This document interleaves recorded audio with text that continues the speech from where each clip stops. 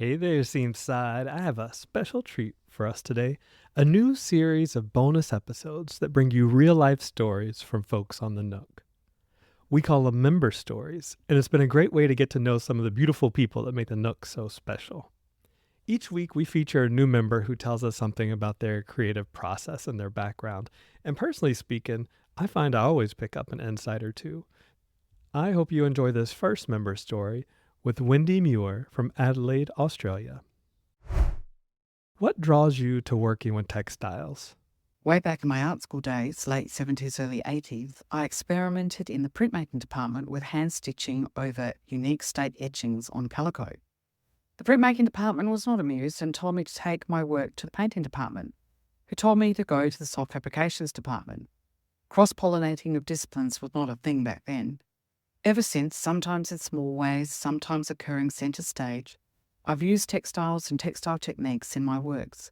The joy of pushing textiles into new territories that I would formerly have satisfied through painting and drawing is what I love most. What's your ideal setting for sewing? Always at an easel if I'm painting into cloth or other textiles like iron-on interfacing, which makes a fabulous surface for painting into, or at a table if sewing or quilting. I love stuff spread out before me on a table, and the feel of the table taking the weight of my arm as I stitch. Who's another textile artist that you really admire? As I'm Australian, I'd love to use this opportunity to introduce some Australian artists who push the textile envelope. Tila George's The Persistent Yellowing, 2017, and Skypiece, 2016-17, fill my dreams. Both large-scale pieces are intensely stitched and gloriously textural in their respective monochrome haze of colour. Cassia Tons's heavily embroidered cloth works are a panoply of wonder to study up close, reflecting her seeking and finding and wanderlust aesthetic.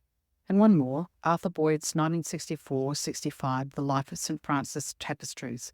There are 20 in all, and they are spectacular in their enormous scale and fantastical expressionist vision. They are housed in the bowels of the Australian National Gallery in Canberra and have never been seen as an entire collection. Last year, for the first time, 12 of the tapestries were seen in Adelaide, where I live. My mind was utterly blown. They were extraordinary in their painterly perfection. Boyd was a fanatical taskmaster, overseeing the making of every tapestry in a tapestry atelier in Portugal. As textile pieces, they completely engulf their exploration of the human condition. What's one tip that you have for the beginner quilter? Limbo with a line, data shape. Be responsive to change, it can never hurt. Or take Coco Chanel's advice. Before you leave the house, look in the mirror and take at least one thing off. In your textiles, don't keep adding things to try to make something better.